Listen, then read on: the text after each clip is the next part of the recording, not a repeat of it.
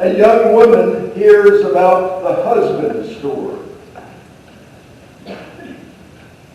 That's a store that caters to single women who want a sure way to find a potential husband. So feeling assured from all the references, she decides to give it a whirl. Upon entering, she's in a hallway with stairs leading up to 5 different floors of available men, all with various qualities single females might find important. At the door is this notice: once you enter a floor, you can go to the next floor, but you cannot return to any previous floor. Thank you for your cooperation. With that, she proceeds to the first floor, where she sees another sign. On this floor are nice men with good jobs. She decides to try the next one. On the second floor, the sign reads, on this floor are good-looking men with good jobs and nice cars. It can only get better, she surmises. And she thinks, and she decides to proceed to the third floor. There, she reads, on this floor are good-looking men with great jobs, nice cars, and they all love children. She's impressed, but she goes on to the fourth floor. On this floor are great-looking men with fabulous jobs, love children, have expensive cars, and are very passionate and romantic. She hesitates for a bit, but then takes the chance and goes to the top floor. There on floor number 5, there is a door which she opens. Inside, she hears this recorded message. Hello, you are visitor number 1,269,135 so far, and are further proof that women are impossible to please. I thought I would get at least 5 or 6 hymnals thrown at me. Nothing is impossible with God.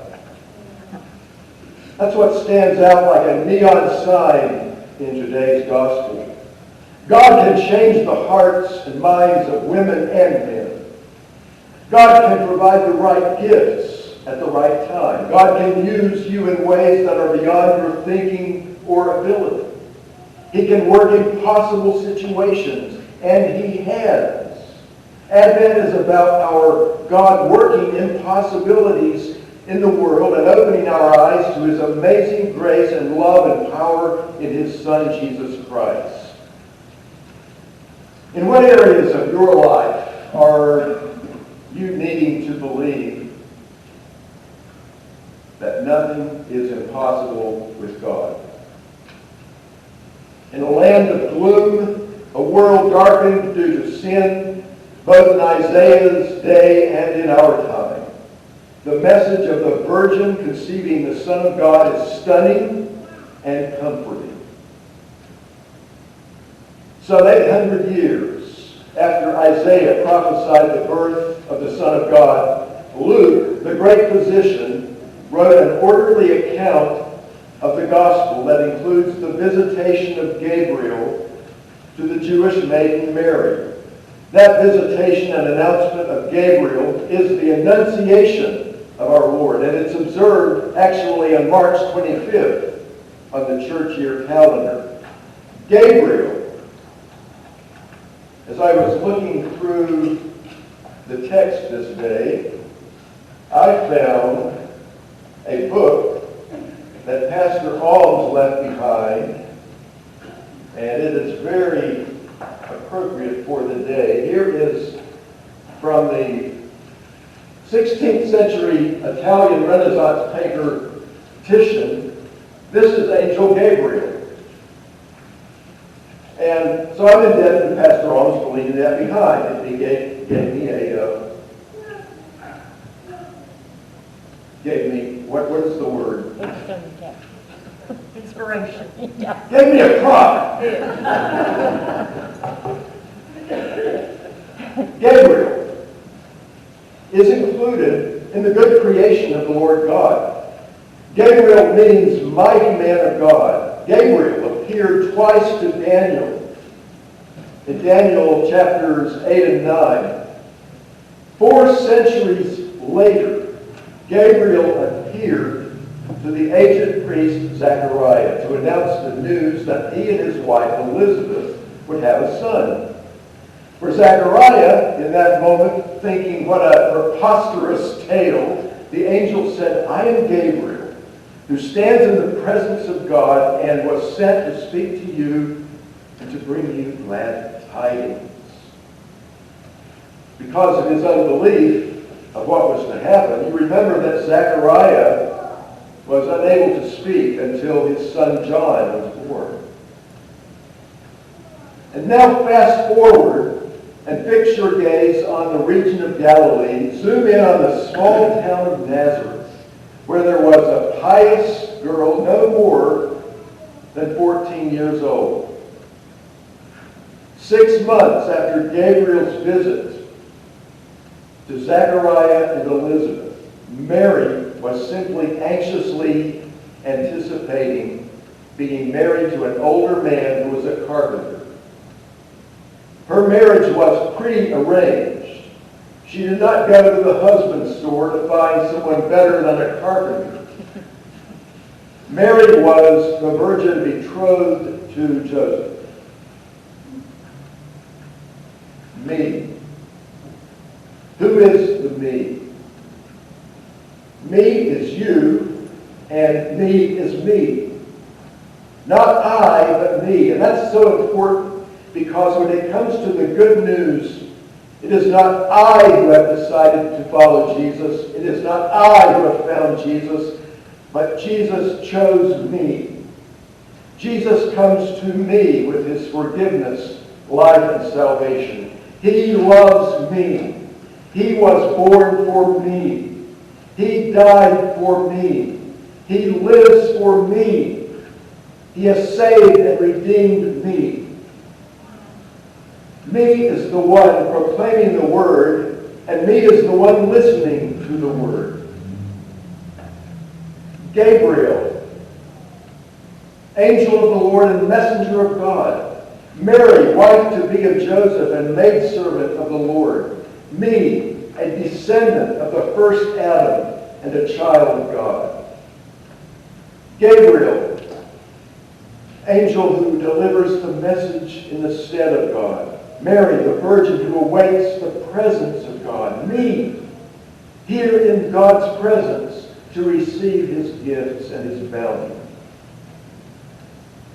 Gabriel, from heaven above to earth with good news. Mary, about her duties in that Nazareth home. Me, what mercy to be able to listen to the angel's glad tidings. Gabriel, the messenger chosen to tell the good news. Mary, hearing the greeting of the Lord.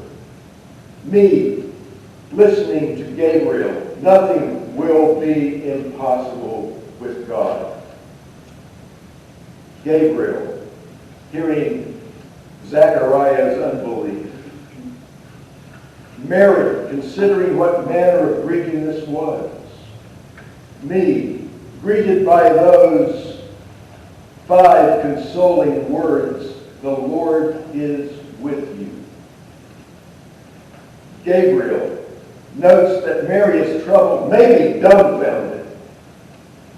Mary waits in silence to hear. Me, hearing, fear not. Gabriel, God's assigned angel, has brought Advent news. Mary will deliver the good news in the flesh in 9 months. Me, chosen from eternity and born anew with water and word.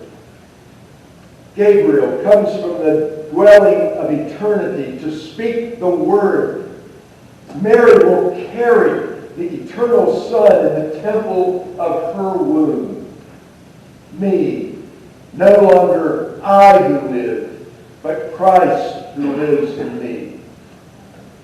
Gabriel declares for the first time the name Jesus. Mary hears for the first time the name of the child she carries. Me, no other name under heaven for salvation. Gabriel proclaims the Son of the Most High. Mary, how can this be? Me, knowing the Holy One, the Son of God. Gabriel proclaimed what no angel could conceive. Mary, conceived in sin, will conceive without sin. Me, clinging to God's promise, conceive in eternity. Gabriel listens to Mary. Mary confesses her faith in the promise.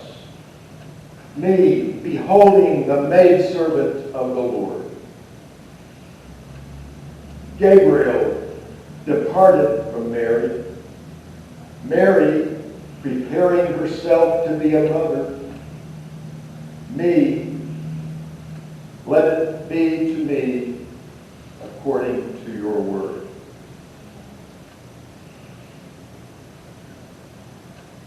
Were Gabriel to reveal God's plan for your life, what would you do?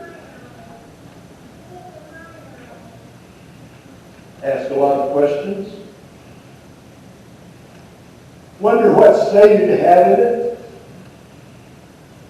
Rejoice that God could use you? Run away scared? Gladly obey? Disregard the whole thing because it might interrupt the future you planned? Tell God your plan. That will make him laugh. God always, despite our plans, achieves and accomplishes what he proposes. The salvation of the whole world through the life, the sacrifice, the death and resurrection of his Son, born of Mary, announced by Gabriel and delivered to me in manger, bread, and cup. Amen. The peace and power of God, who lives and reigns unto eternity, and who has redeemed me, a lost and condemned creature. Ever guard our hearts and minds in Christ Jesus. Amen.